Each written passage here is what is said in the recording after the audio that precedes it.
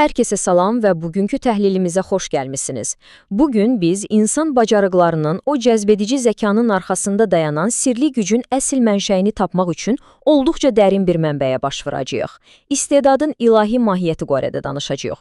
Gündəlik qayğıları bir anlıq kənara qoyun, çünki bugün incələyəcəyimiz mətn bizə tamam başqa bir perspektiv təqdim edir. Qabiliyyət sadəcə əzələ yaddaşı və ya çoxlu məşq etmək deyil.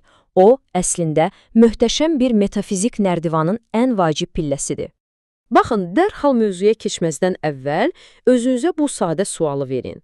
Həqiqi istedadı doğrudan da kiməsə öyrətmək olarmı? Biz insanları məktəblərə, xüsusi akademiyalara göndəririk. İllərlə onların üzərində işləyirik. Amma doğrudanmı o içdən gələn, fərqlilik yaradan əsl istedad dörd divar arasında kitablardan öyrənilir?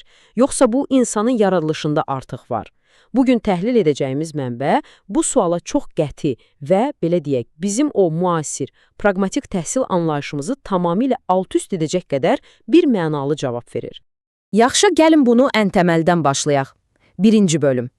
Elm və tədrisin hududları. Mənbə ilk olaraq elm və istedad arasında çox kəskin bir sərhəd çəkir. Fərq necədir?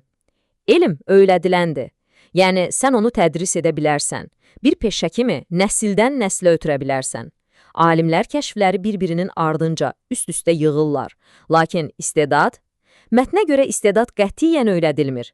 O, sizin bildiyiniz standart tədris planlarına və ya məktəb jurnallarına tabe deyil. Siz kiməsə istedadlı olmağı sadəcə bir peşə kimi seçdirə bilməzsiniz. Mətndə belə bir güclü, aydın ifadə var. Elmlərin hamısı elm üstündə elmdir. Təsəvvür edin, insan biliyi necə toplanır? Bir kərpic digərinin üstünə qoyulur, düzdür? Beləcə bir bina inşa olunur. Amma istedad bu kərpic məntiqindən tamamilə kənara çıxır. Siz istedadı hissə-hissə yığa bilməzsiniz. Əgər o, yerdəki tədrislə, müəllimlə yaranmırsa, onda bu qığılcım haradan gəlir? Bax, bunu anlamaq üçün metafizik nərdivanımızda bir pillədə yuxarı qalxmalıyıq. İndi isə işlər biraz daha dərinləşir. 2-ci bölüm. İlahiyyat, zəka və yaradan bağlılığı. Baxın, bu hissə həqiqətən maraqlıdır. Çünki mətn ilahiyyatı bizim bildiyimiz adi bir fənn, universitetdə keçilən bir dərs kimi qələmə vermir. Onu elmlərin əvvəli adlandırır. Mənbəyə görə ilahiyyat birbaşa yaradan ilə insanın dərkiyyatı, yəni şuuru və zəkası arasındakı o müqəddəs, görünməz bağlılıqdır. Yerdə qalan bütün digər elmlər ancaq və ancaq bu kosmik bağdan sonra mövcud ola bilər. Və ən əsası, siz sadəcə səhər oyanıb, yaxşı, mən bugündən etibarən bu ali əlaqəyə çatacağam, deyib karyera hədəfi kimi ona doğru gedə bilməzsiniz. Mənbə qəti şəkildə vurğulayır ki, elə ilahiyyatı dərk etməyin özü bir istedaddır. İnsanın bu ali əlaqəyə yüksəlməsi üçün daxilində öyrədilməsi mümkün olmayan o ilkin qığılcım, o ilahi hədiyyə olmalıdır. Bu da bizi düz gətirib çıxarır təhlilimizin əsas məğzinə. 3-cü bölüm. İstedadın ilahi mahiyyəti. Mətndəki bu cümləyə xüsusi diqqət yetirməyinizi istəyirəm, çünki fəlsəfi çəkisi çox ağırdır. İstedad yaradandandır, yaranışdan yox. O, ilahiyyatdan ilahidir. Bir anlıq düşünün bu barədə. Mətn demək istəyir ki, istedad bu maddi dünyanın, yəni yaranışın məhsulu deyil. O, birbaşa yaradanın özündən gəlir. O, sadəcə təsadüfi bir qabiliyyət yox, elə ilahiyyatın özündən qopan, saf, ilahi bir cövhərdir. Gəlin bu 4 təməl prinsipi beynimizdə möhkəmləndirək. İlk slaydda verdiyimiz o sualı xatırlayırsınız. İstedadı öyrətmək olarmı? Qətiyyən xeyr. Çünki mənbə açıqca göstərir ki, o, birbaşa yaradandan qaynaqlanır. Maddi dünyanın qaydalarına tabe deyil və insanların bir-birinə öyrədə biləcəyi bir şey deyil. O, bir mənalı olaraq ilahinin xalis, toxunulmaz təzahürüdür. Yaxşı, bəs bütün bu konseptlər böyük mənzərədə, kainatın işləyiş mexanizmində necə birləşir? 4-cü bölüm. Ahəng və vəhdət zənciri. Mətn burada çox sərt, adətən güzəştə getməyən bir səbəb-nəticə əlaqəsi qurur.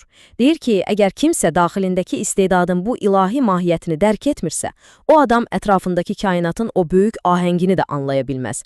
Çünki sən öz içindəki o kosmik qığılcımı inkar edəndə ətrafındakı harmoniyanı qaşırırsan. Və ən pisi, bu ahəngi dərk etməyən insan heç vaxt zəkasını ilahiyyata yüksəldə bilməz. Zəncirin bir halqası qoparsa, bütün sistem çökür. Gəlin bu metafizik axına bir iyerarxiya kimi baxaq. Hər şey ən ali olan yaradanla başlayır. Oradan ilahiyyat, o müqəddəs bağlılıq doğur. İlahiyyatdan isə istedad süzülərək insan zəkasına inir. Və biz yalnız bu istedadı tam dərk etdikdən sonra həmin o sonuncu pilləyə, ahəng və vəhdətə, yəni əsl birlik halına çata bilirik. Bu axının bir tərəfi ilahi hədiyyənin aşağı enişidir, digər tərəfi isə insan ruhunun yuxarıya, fərqindəliyə doğru yüksəlişidir. Mətnin öz sözləri ilə desək, yaradanlandı ilahiyyat, ilahiyyatdandı istedad. Bu əlaqə tək istiqamətlidir və heç vaxt tərsinə işləmir. Bəs yaxşı, bu ali axını quran, onu yuxarıdan aşağıya bizim üçün təmin edən kimlərdir? Və nəhayət, hər şeyi bir-birinə bağlayan o sonuncu pillə. 5-ci bölüm, Peyğəmbərlik və müqəddəs kitablar. Mətnin burada etdiyi fərqləndirmə adamı həqiqətən düşündürür. Biz indiyə qədər ilahiyyatı anlamağın bir istedad olduğundan danışırdıq, düzdür? Amma mənbə birdən-birə deyir ki, yox, Peyğəmbərlik özü istedad deyil, o istedaddan çox-çox yuxarıda birbaşa ilahiyyatın içində var olan və böyük yaradanla, belə deyək, birlikdəlik halıdır. Onlar bizim aid olduğumuz qabiliyyət nərdivanında yox, sistemin lap təməl mərkəzində dayanırlar.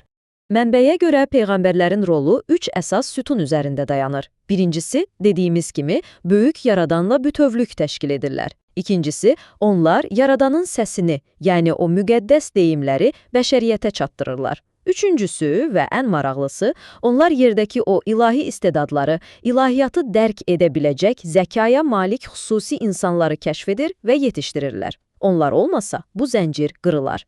Və müəllif sonda önümüzə çox sərt bir reallıq qoyur. Hər şey bir-birinə nə qədər bağlıdır, fikir verirsiniz?